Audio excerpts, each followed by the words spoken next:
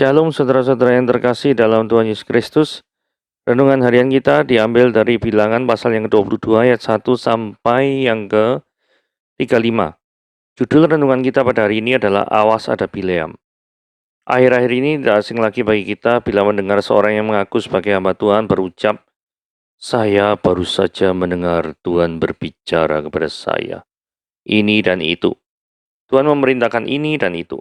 Tetapi yang miris setelahnya di akhir penyampaian, orang yang mengaku sebagai hamba Tuhan yang baru saja mendengar suara Tuhan tersebut meminta persembahan sebagai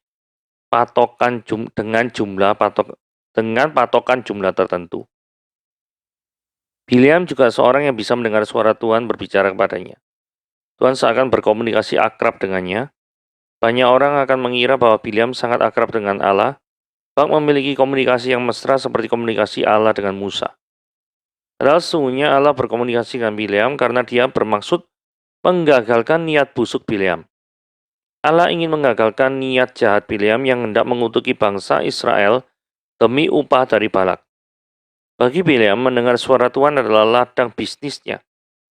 Padahal bagi Allah sendiri hal itu bukanlah sebuah prestasi rohani, melainkan hal yang sangat busuk.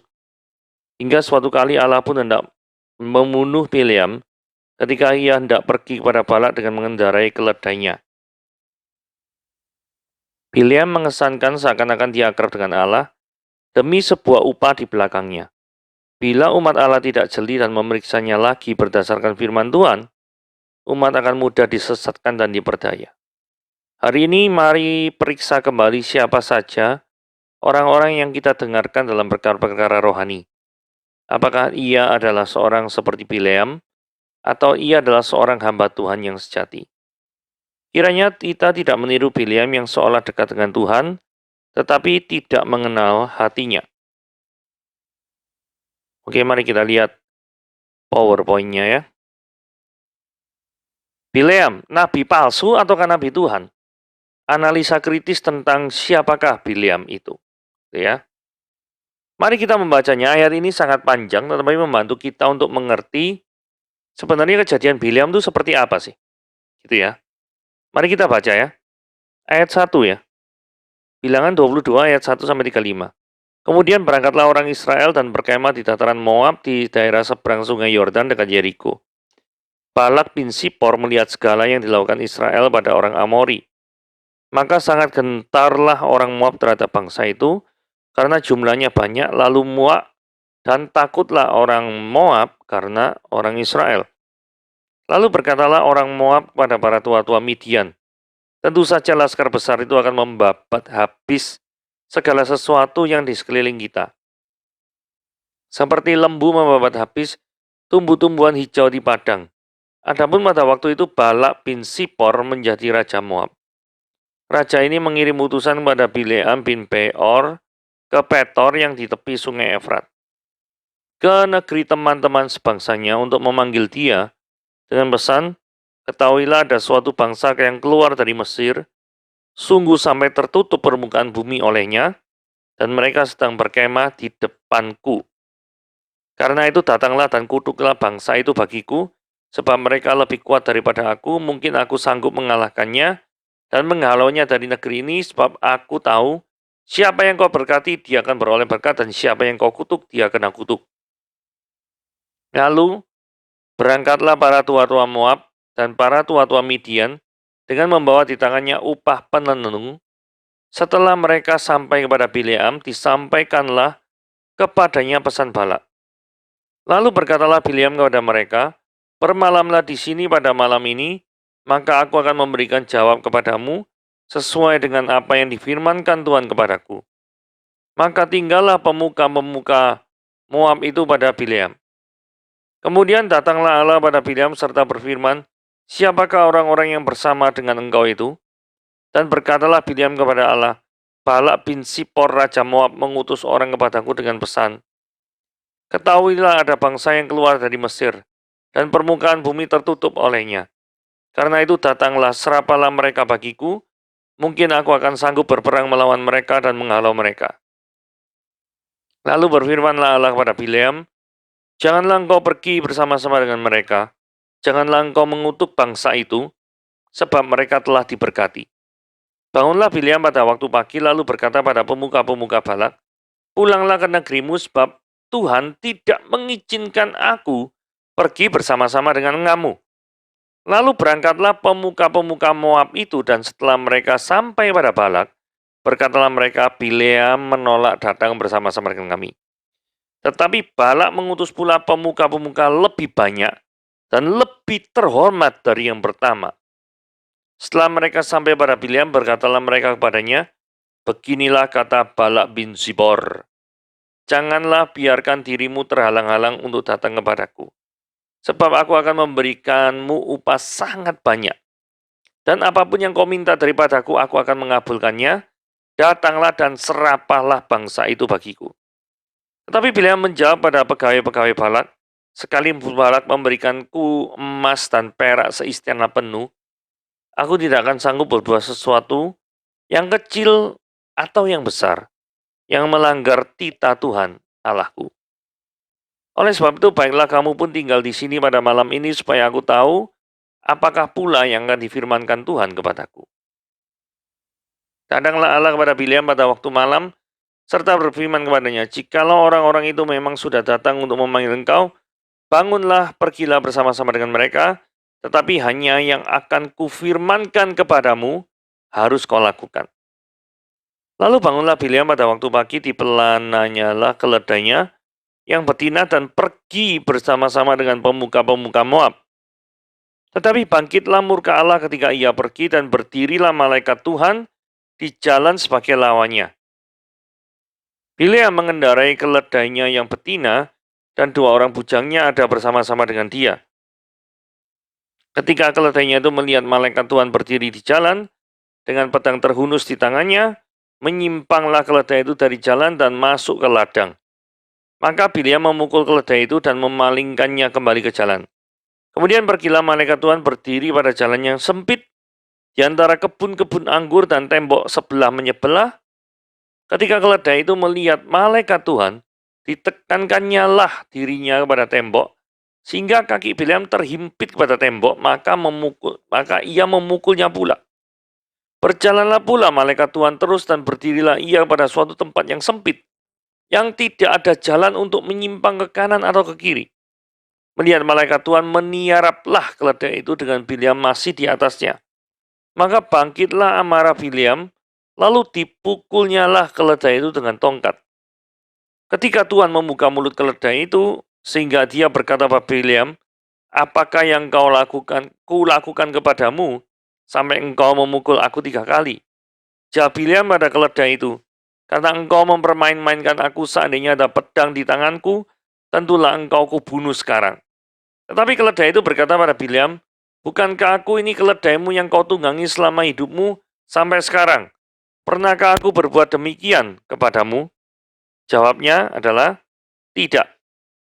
Kemudian Tuhan menyingkapkan mata Bileam, dilihatnya lah malaikat Tuhan dengan pedang terhunus di tangannya, berdiri di jalan, lalu berlututlah ia dan sujud.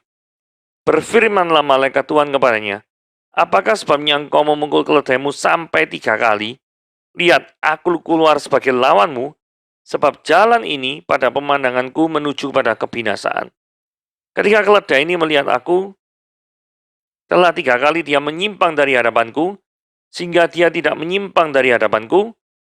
Jika dia tidak menyimpang dari hadapanku, tentulah engkau yang kubunuh pada waktu itu juga. Dan dia, keledai itu maksudnya, kubiarkan hidup. Lalu berkatalah Bileam pada malaikat Tuhan, aku telah berdosa karena aku tidak mengetahui bahwa engkau ini berdiri di jalan menentang aku. Maka sekarang jika itu jahat di matamu, aku mau pulang. Tetapi malaikat Tuhan berfirman pada Bileam, pergilah bersama-sama dengan orang-orang itu, tetapi hanyalah perkataan yang kukatakan kepadamu, harus kau katakan. Setelah itu pergilah Bileam bersama-sama dengan pemuka-pemuka Balak itu. Nah, kalau kita lihat, siapakah Bileam itu? Yosua 13 ayat 22 dikatakan, Bileam bin Beor juru tenung itu. Artinya, Bileam itu tukang sihir. Dan dalam bilangan 22 ayat 7 yang kita baca tadi, kita lihat ya, berangkatlah para tua-tua Moab dan para tua-tua Midian, membawa di tangannya upah penenung. Berarti memang dari dua ayat ini, Bileam adalah juru tenung. Nama Bileam bisa berarti menelan atau pelahap, cocok dengan gambaran karakternya yang damjen, gitu ya. Jadi seneng uang sekali itu. Selalu menerima upah untuk menyakiti orang lain. Dia akan melahap upah menenung, sekalipun akibat dari tenungannya, itu ada yang jadi korban. Gak ngurus dia. Pokoknya dapat jen, uang. Ya. Nah, Bileam ini ternyata juga adalah seorang penghasut. Bilangan 31 dikatakan, bukankah perempuan-perempuan ini atas nasihat Bileam? Jadi sebabnya orang-orang Israel berubah setia. Nah, jadi Bileam ini menasihati perempuan-perempuan Moab supaya berzina dengan orang-orang Israel. Nah, di dalam Bilangan 25 ini lebih jelas. Sementara Israel tinggal di Sitim, mulailah bangsa Israel maksudnya, berzina dengan perempuan-perempuan Moab. Perempuan-perempuan ini mengajak bangsa itu ke korban sembelian bagi Allah mereka, lalu bangsa itu turut makan dari korban itu dan menyembah Allah orang-orang itu. Ketika Israel berpasangan dengan Baal Peor, saudara, ini ada hubungannya dengan ini ya. Dalam hal Peor, Peor ini melibatkan nasihat Bileam. Jadi kejadian di Bilangan 25 ini hanya bisa terjadi karena adanya provokasi atau hasutan daripada Bileam. Kita teruskan ya. Kasus dengan Baal Peor, bangkitlah murka Yahweh kepada Israel. Lalu berfirmanlah Yehova kepada Musa, tangkaplah semua orang yang mengepalai bangsa itu, dan gantunglah mereka di hadapan Yehova atau Yahweh di tempat terang, supaya murka Yahweh yang bernyala-nyala itu surut daripada Israel. Nah, jadi dari sini kita lihat ya, bahwa memang Bileam ini penghasut. Nah, kita ayat 3 kita teruskan ya. Karena pasti saudara-saudara masih ada banyak pertanyaan tentang Bileam. Nanti kita jawab satu-satu ya. Contoh paling pertanyaan ini gini. Kalau Bileam itu benar adalah penghasut, penenung, kenapa kok dia dalam bacaan yang kita baca tadi, itu seolah-olah adalah hamba Tuhan, nabi Tuhan yang sejati. Nah, nanti ada ceritanya ya. Nah, ayat 3 ini lucu ya. Orang Moab itu gentar terhadap bangsa Israel. Padahal di dalam Ulangan 2 ayat 9 dikatakan, lalu berfirmanlah Yehova kepadaku, janganlah melawan Moab dan janganlah menyerang mereka. Jadi bangsa Israel dilarang sama Tuhan itu melawan Moab, sebab aku tidak akan memberikannya kepadamu apapun dari negerinya menjadi milikmu. Karena Ar telah kuberikan kepada Bani Lot menjadi miliknya. Jadi kenapa kok singgung-singgung Bani Lot ya? Karena Lot itu kan punya dua anak, yaitu Amon, Moab, dan Amon. Nah, Moab dan Amon itu terletak di wilayah Yordania lah sekarang. Kurang lebih kayak gitulah. Jadi seberangan daripada Israel. Nah, ini kekhawatirannya berlebihan ya. Jadi siapa di antara kita yang seperti Balak bin Sipor Raja Moab, yang belum ada aba-aba apapun, sudah ketakutan. Nah, ini kekhawatiran yang berlebihan. Jadi jangan Anda menjadi orang yang khawatirnya itu berlebih-lebih. Gitu ya. Oke, sekarang kita lihat dari mana bangsa Midian. Orang Moab dan para tua-tua Midian. Jadi Moab dan Midian ini dekat gitu ya. Nah, kalau kita lihat orang-orang Midian ini dari mana? Dari keturunan Abraham yang berasal dari istrinya Ketura. Karena Ketura ini ada anak-anak perempuan itu, Ketura, melahirkan bagi Abraham, Simran, Yoksan, Medan, dan Midian, Isibak, dan Suah. Jadi dari sini dikatakan bahwa Midian itu berasal dari keturunan Abraham yang dari istrinya Ketura. Gitu ya. Nah, ayat 6 dan 7. Jadi Balak ini kan rajanya Moab, itu berusaha melibatkan kekuatan supranatural untuk mengatasi masalah. Gitu ya. Jadi seringkali ada banyak orang mendatangi kekuatan supranatural dikarenakan karena sudah tidak tahu lagi cara mendapatkan bantuan atau jalan keluar dengan cara yang natural. Maka yang terjadi adalah datang ke penenung, datang ke tukang sihir, terus kemudian pengen disuruh ngutuki bangsa lah, macam-macam lah. Jadi tujuan meminta bantuan supranatural adalah untuk memenuhi keinginan atau hawa nafsunya. Nah, ini yang nggak benar ya. Nah, ini mari kita bahas, masuk pada bagian yang menarik di sini ya. Bileam ini kan penenung. Kenapa kok bisa mengenal Yehova? Lalu berkatalah Bileam kepada mereka, bermalamlah di sini, pada malam ini, maksudnya di rumahnya Bileam ya. Maka aku akan memberi jawab kepadamu sesuai dengan apa yang difirmankan Yehova, Yahweh, kepadaku. Maka tinggallah pemuka-pemuka Moab itu pada Bileam. Saya menduga begini ya, Bileam ini kan penenung. Yang namanya penenung pasti banyak berhubungan dengan hal-hal yang bersifat spiritual atau supranatural spiritisme. Nah, bisa saja Yehova declare himself, menyatakan dirinya kepada Bileam. Nah, Bileam pada fase ini mungkin menganggap Yehova sebagai dewa yang tertinggi, yang sanggup menolong dia dalam hal masalah tenung-menenung. Mungkin saja Bileam itu penganut henoteisme. Henoteisme itu maksudnya gini ya, percaya ada dewa-dewa banyak, tetapi ada satu dewa yang paling utama, yang paling berkuasa, yang menjadi kepala dewa-dewa lain. Ini henoteisme. Kemungkinan besar Bileam menganggap Yehova itu adalah dewa yang paling tinggi di antara semua dewa-dewa pagan yang dia percayai. Mungkin seperti itu. Oke? Nah, mari kita lihat.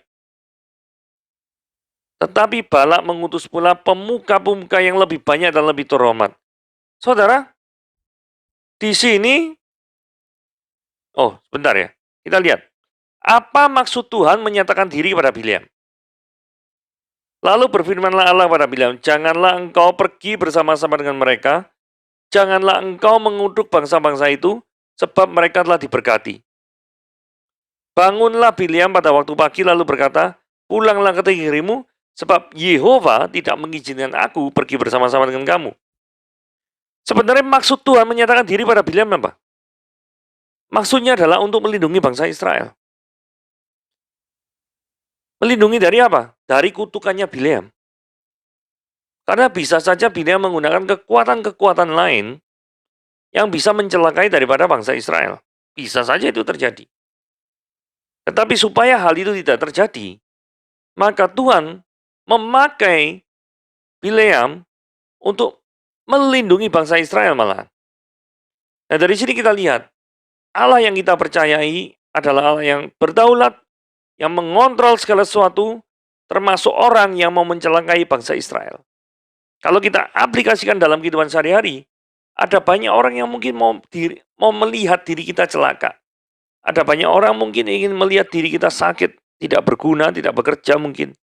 Tetapi Tuhan itu adalah Tuhan yang berdaulat, yang mampu mengontrol segala sesuatu. Bahkan termasuk segala sesuatu yang ada kemungkinan mencelakai diri kita. Tuhan bisa menghalanginya kalau itu tidak sesuai dengan kehendaknya. Nah, ini adalah suatu tawaran yang menggiurkan. Jadi tadi kan sudah ditolak. Balaknya tidak terima Raja Moab ini ya. Terus dia ngutus orang-orang yang lebih terhormat. Yang kedua, bawa duit lebih banyak untuk mengabulkan permintaan daripada si Balak ini. Nah, ini ada yang aneh ya. Kenapa? Gini ya. Nah, waktu itu kan datang lagi. Waktu datang lagi, Bileam ini ngomong, kamu seperti kayak sing sudah-sudah. Jadi kamu tinggal di sini malam ini, nanti kita lihat sampai besok Tuhan bicara apa kepadaku. Kemudian pada malam itu Tuhan sungguhan datang kepada Bileam dan firman-Nya jelas, bangunlah, pergilah bersama-sama dengan mereka, tetapi hanya apa yang akan kufirmankan kepadamu harus kau lakukan. Pertanyaannya gini ya, kalau misalnya ini benar-benar perintah Tuhan, mengapa setelah ini, ayat 21 persis, ketika Bileam mengikuti daripada pejabat-pejabat miliknya Balak ini, Tuhan malah murka terhadap Bileam. Loh, yang nyuruh pergi bersama-sama dengan mereka itu siapa? Kan ya Tuhan sendiri. Kalau Tuhan sendiri yang nyuruh, kenapa kok Tuhan marah terhadap Bileam? Dan ini kan aneh. Nah, saya menduga jawaban Tuhan terhadap Bileam ada kemungkinan maksud tersiratnya itu adalah sindiran. Kenapa kok sindiran? Karena begini ya, dari awal Tuhan itu melarang Bileam itu pergi. Ya toh? Nah, pada waktu awal pergi, yang waktu kedua kok mengizinkan. Dan anehnya, pada waktu Tuhan menjawab seperti itu, maksudnya mengizinkan, Bileam tuh langsung pergi, nggak tanya lagi, nggak ada pergumulan. Jadi menurut saya gini ya, kenapa Tuhan kok malamnya jawab pergi, begitu paginya keesokan harinya benar-benar pergi, malah dimurkai. Karena Tuhan pengen Bileam itu bergumul dengan keputusan Tuhan yang membingungkan itu. Tapi nyatanya Bileam tidak. Pokoknya kenapa kok Bileam itu tidak? Karena Bileam ini tergiur dengan hadiah yang ditawarkan oleh utusan Balak. Kuncinya ada di sana. Kalau misalkan Bileam ini konsisten terhadap keputusan yang semula, dia tahu bahwa Tuhan itu tidak mungkin mengutuki daripada bangsa Israel. Maka dia pasti langsung mengusir daripada utusan-utusan Balak, pulango kembali yo. Tapi karena yang datang itu lebih terhormat, terus bawa duit yang lebih banyak, kemungkinan besar iman daripada Bileam ini goyah. Kok tahu? Mari kita lihat ya. Ada bantuan dari perjanjian baru. 2 Petrus 2 ayat 15 ngomong gini ya.